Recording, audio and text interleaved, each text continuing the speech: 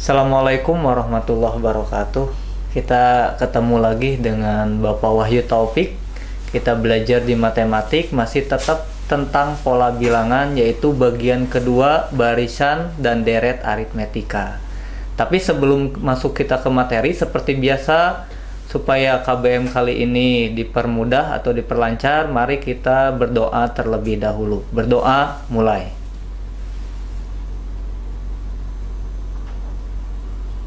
Selesai ya, alhamdulillah. Oke, selanjutnya tadi Bapak udah jelaskan, kita masih belajar di pola bilangan, yaitu bagian kedua tentang barisan dan deret aritmetika. Tapi sebelumnya Bapak pengen membacakan dulu tujuan apa itu belajar tentang barisan dan deret aritmetika. Nah, setelah menonton video ini, kalian diharapkan bisa yang pertama memahami maksud dan barisan dan deret aritmetika. Yang kedua, kalian bisa mengenal istilah-istilah pada barisan dan deret aritmetika. Yang ketiga, kalian bisa menentukan suku ke n pada barisan aritmetika. Yang keempat, kalian bisa menentukan jumlah suku pada barisan aritmetika. Dan yang kelima, kalian bisa menyelesaikan masalah yang berhubungan dengan barisan dan deret aritmetika. Itu tujuan kenapa kalian harus belajar tentang barisan dan deret aritmetika. Dan yang selanjutnya, apa itu barisan aritmetika? Nah, bahwa barisan aritmetika di sini pola bilangan yang selisih antar sukunya selalu sama. Ya, jadi sekali lagi bahwa barisan aritmetika di sini itu pola bilangan yang selisih antar sukunya itu selalu sama. Nah, di sini untuk kata kuncinya yaitu selisih yang sama, ya. Karena di sini barisan aritmetika itu masih termasuk pada pola bilangan. Cuma bedanya di sini ada kata kunci selisih dan sama. Nah, mari kita lihat beberapa contoh pada barisan aritmetika. Mungkin di slide ini juga udah ditampilkan. Di sini ada pola bilangan 2, 4, 6, dan 8. Dan untuk contoh yang berikutnya di sini ada pola bilangan 30, 25, 20, dan 15. Nah, kalau kita lihat ke definisinya di sini pola bilangan yang selisih antar sukunya itu selalu sama. Maksudnya di sini itu suku dikurangi suku sebelumnya itu hasilnya sama. Nah, kalau kita lihat dari pola di sini, ini merupakan suku pertamanya, ya. Nah, selisih antara suku kedua dan suku pertama itu selisihnya sama dengan 2, itu. Dan untuk suku ketiga, selisih dengan suku keempat, suku kedua itu 2. Terus untuk suku berikutnya, selisih antara 8 dan 6 itu selisihnya 2. Maka di sini dikatakan barisan aritmetika, gitu. Dan untuk contoh yang berikutnya di sini ada pola bilangan 30, 25, 20, dan 15. Nah, coba kita perhatikan lagi. Di sini selisihnya antara 25 dengan 30 itu selisihnya negatif 5. Yaitu 25 dikurangi 30. Dan untuk suku berikutnya 20 dikurangi 25. Berarti selisihnya negatif 5. Dan untuk pola berikutnya di sini 15 dikurangi 20 negatif 5. Maka ini juga termasuk barisan aritmetika. Jadi kedua contoh di sini itu merupakan pola bilangan yang termasuk contoh pada barisan aritmetika. Nah, Bapak yakin kalian semuanya bisa paham di contoh barisan aritmetika cara menentukan selisih. Oke. Baiklah, kita lanjutkan ke slide berikutnya. Di sini ada istilah-istilah pada barisan aritmetika. Di sini istilah yang penting kalian harus ketahui. Yang pertama itu tentang suku pertama, ya. Suku pertama di sini biasa ditulis U1 atau A, ya, atau sering dikenal dengan A. A di sini itu suku pertama atau suku ke-1. Yang keduanya di sini ada selisih. Apa itu selisih? Selisih di sini itu merupakan suatu suku dikurangi suku sebelumnya atau sering disebut dengan beda atau ditulis dengan B. Itu. Terus untuk yang ketiga di sini suku ke N. Nah, Bapak pernah menjelaskan di materi sebelumnya tentang pola bilangan. Suku ke N itu adalah urutan bilangan ke N atau sering dikenal dengan U besar atau N, ya, UN itu. Nah, contohnya misalkan di sini masih tetap yaitu pola bilangan 2, 4, 6, 8. Terus di sini 30. Untuk contoh berikutnya 25, 20 dan 15. Kita lanjutkan ke menentukan suku pertamanya. Nah, untuk suku pertama berarti di sini U1 atau sama dengan A itu sama dengan 2, ya. Berarti di sini sama dengan 2 gitu. Untuk bedanya atau tadi selisih berarti di sini B sama dengan suku kedua 4 dikurangi 2 itu sama dengan 2 gitu. Terus kalau misalkan kita mau tanyakan suku ketiga, misalkan mau kita tanyakan suku ketiga itu berapa? Nah, kita lihat aja ini suku pertama, kedua, ketiga. Berarti suku ketiganya itu sama dengan 6. Nah, supaya lebih jelas lagi kita lihat contoh yang berikutnya. Berarti di sini untuk U1 atau suku pertama atau sama dengan A itu sama dengan 30. Ini untuk suku pertamanya. Sedangkan untuk menentukan selisih atau beda, berarti di sini 25 dikurangi 30 atau sama dengan negatif 5. Atau bisa aja kalian nggak harus suku kedua dikurangi suku pertama. Kalian bisa juga suku ketiga dikurangi suku kedua. Bisa juga suku keempat dikurangi suku ketiga dan seterusnya. Itu memiliki selisih yang sama. Karena di sini merupakan barisan aritmetika. Nah, kalau misalkan di sini juga ditanyakannya berapa itu nilai suku ketiga, maka sama dengan di sini berapa suku ketiganya? Ini U1, U2, U3. Berarti suku ketiganya itu sama dengan 20.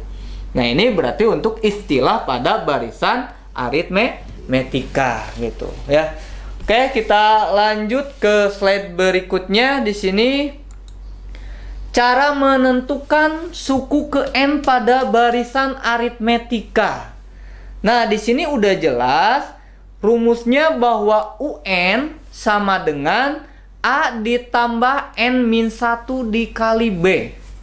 Kenapa kita perlu atau membutuhkan rumus UN sama dengan A ditambah N-1 dikali B? Karena di sini tujuannya apabila kalian ada pertanyaan ditentukan suku ke 50 atau suku ke 100 atau bahkan suku ke 1000. Nah, di sini kita bisa menggunakan rumus UN sama dengan A ditambah N-1 dikali B. Karena kalau kita misalkan dengan cara menghitung atau kita tulis satu persatu itu akan membutuhkan waktu yang lama. Maka perlulah di sini rumus UN sama dengan A ditambah N-1 dikali B. Nah, contohnya misalkan masih pada contoh yang ini ya. Di sini ada pola 2, 4, 6, 8. Nah, dalam slide-nya di sini itu menentukan suku ke 100 misalkan, atau tentukan suku ke 100 dari pola bilangan berikut. Kita lihat contoh yang pertama. Di sini ada 2, 4, 6, 8. Kalau misalkan Bapak tanya kalian tadi kan U ketiga, kalian langsung bisa jawab. Langsung U3 sama dengan 6. Atau misalkan kalian tentukan suku kelima, kalian tinggal meneruskan. Di sini memiliki selisih 2, berarti suku kelimanya sama dengan 10. Tapi kalau yang ditanyakannya tadi suku ke 100, maka di sini kalian perlu rumus UN sama dengan, oke, kita di sini akan tuliskan rumus suku ke N-nya meskipun udah ada di slide-nya.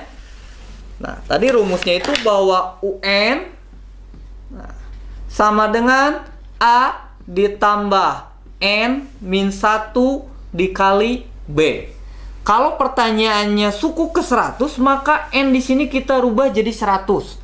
Jadi suku ke 100 atau U100 sama dengan, ini mengerjakan yang contoh pertama. Tadi A-nya udah diketahui, A-nya itu sama dengan 2. Kita tulis di sini 2. Ditambah N-nya kita ganti jadi 100. Berarti 100 dikurangi 1, selisihnya berapa? Di sini selisihnya kebetulan sama 2 gitu. Berarti di sini dikali 2. Nah, maka kita selanjutnya tinggal kita operasikan. Maka sama dengan di sini 2 ditambah 100 dikurangi 1. Berarti 99 dikali 2. Nah, dalam operasi hitung itu maka kita utamakan yang perkalian dulu. Sama dengan 2 ditambah 99 dikali 2 itu berapa? Di sini sama dengan 198. Tinggal selanjutnya kita jumlahkan. 2 ditambah 198 sama dengan 200. Nah, berarti angka 200 ini itu merupakan angka suku ke 100. Ketika kita lanjutkan di suku ke 100 itu sama dengan 200 gitu ya. Untuk contoh yang keduanya tadi yang pola bilangannya itu 30 ya. Oke. Baik, untuk contoh yang kedua masih tetap kita menentukan suku ke 100 supaya kalian lebih paham lagi.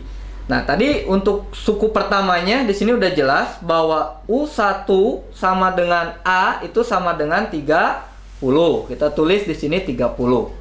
Terus untuk bedanya atau selisih di sini berarti 25 dikurangi 30 sama dengan negatif 5. Nah, berarti di sini selisihnya sama dengan negatif 5. Berapa nilai dari U100 gitu ya. Maka sama dengan tadi A-nya 30 kita masukkan, berarti 30 ditambah N-nya kita ganti jadi 100 ya, dikurangi 1 dikali dengan dikali dengan negatif 5 ya. Nah, ini. Gitu. Oke, terus selanjutnya berarti kita turunkan di sini 30 ditambah 100 dikurangi 1 tadi 99 dikali negatif 5. Gitu. Maka sama dengan 30 ditambah 99 dikalikan dengan negatif 5. Berarti positif dikali negatif itu sama dengan negatif. Nah, 99 dikali 5 itu sama dengan 495. 495 atau di sini negatif 495 itu. Nah, selanjutnya tinggal kita operasikan. Di sini 30 ditambah negatif 495 maka sama dengan negatif 465. Jadi suku ke 100 dari barisan aritmetika 30, 25, 20, 15 dan seterusnya itu sama dengan negatif 465. Itu cara menentukan barisan aritmetika. Baik, selanjutnya kita ke deret aritmetika. Tadi kalian udah belajar tentang barisan aritmetika. Nah, untuk selanjutnya kita ke deret aritmetika. Apa itu deret aritmetika? Bahwa deret aritmetika di sini itu penjumlahan dari seluruh. Apa itu deret aritmetika? Adalah penjumlahan dari seluruh suku pada barisan aritmetika. Bedanya kalau tadi itu menentukan sukunya, kalau sekarang jumlahnya, ya, penjumlahan. Kalian bisa lihat di slide-nya. Di sini untuk jumlah n suku pertama atau sering dikasih lambang SN, ya. Kalian bisa perhatikan di sini antara barisan dan deret. Kalau tadi untuk barisan, di sini ada contoh misalkan 1 3 5 7, ya. Di sini ada 1 3 5 7. Nah, maka untuk deret ini kan contoh barisan. Maka untuk deret di sini 1 ditambah 3 ditambah 5 ditambah 7 dan seterusnya. Ini yang dinamakan dengan contoh deret aritmetika itu. Jadi di sini ada penjumlahannya. Atau misalkan ada juga di slide di sini ada 30,25 untuk barisannya, 20,15 dan seterusnya. Maka untuk deretnya di sini 30 ditambah 25 ditambah 20 ditambah 5 dan seterusnya itu. Nah, cara menentukan deret aritmetika di sini ada rumus SN sama dengan N per 2 dikali A ditambah UN. Ya. Itu jika diketahui A dan suku ke N-nya.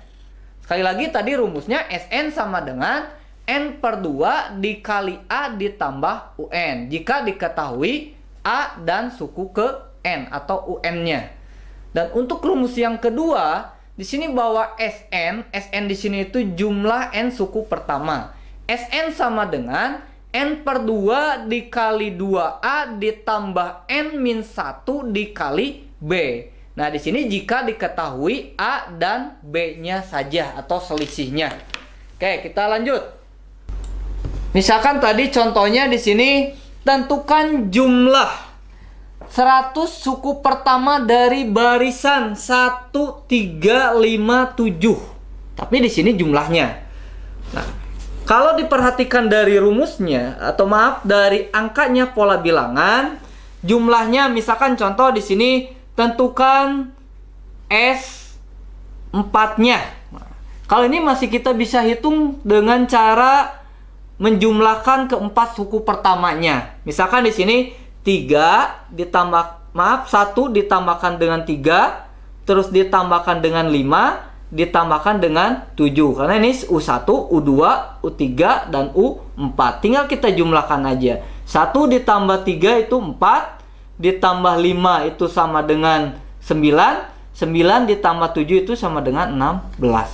Kalau misalkan di sini yang ditanyakannya jumlah 4 suku pertama. Tapi kalau misalkan yang ditanyakannya S100 atau 100 jumlah 100 suku pertama. Nah, ini nggak mungkin kita harus bikin dulu angkanya sampai 100 baru kita jumlahkan. Ya bisa aja kalau misalkan di antara anak-anakku sekalian misalkan mau untuk menjumlahkan kayak gitu secara manual, tapi itu akan membutuhkan waktu yang lama. Maka di sini kita perlu dengan menggunakan rumus ya, yang tadi Sn. Nah, Sn sama dengan N per 2 gitu kan ya, ditambah kali N. Di sini 2A ya, maaf. 2A ditambah N min 1 dikali B. Kenapa menggunakan rumus yang ini? Karena di sini udah jelas diketahui suku pertama dan selisihnya.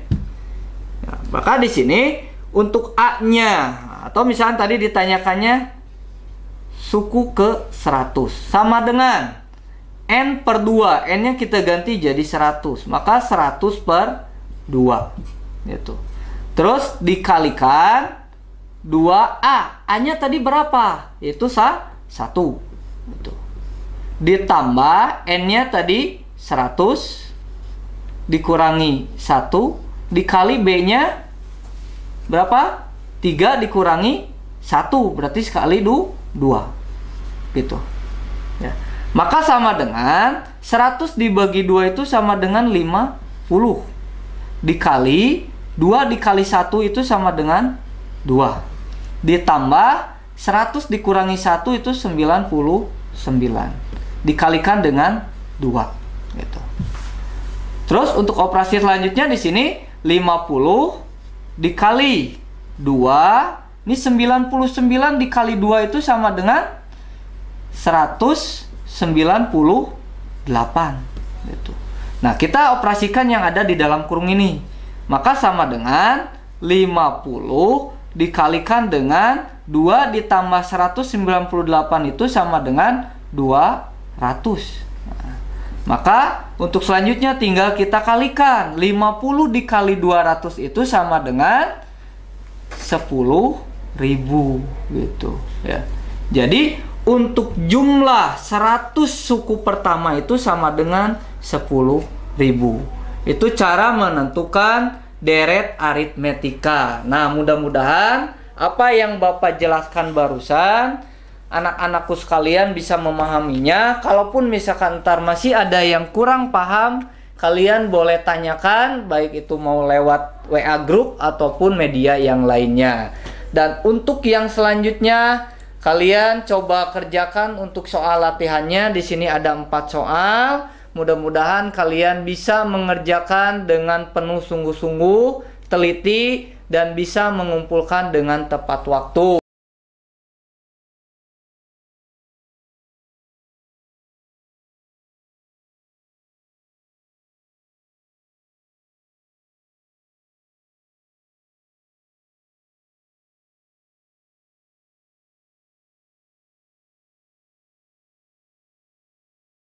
Dengan tepat waktu. Mungkin itu saja yang bisa Bapak sampaikan.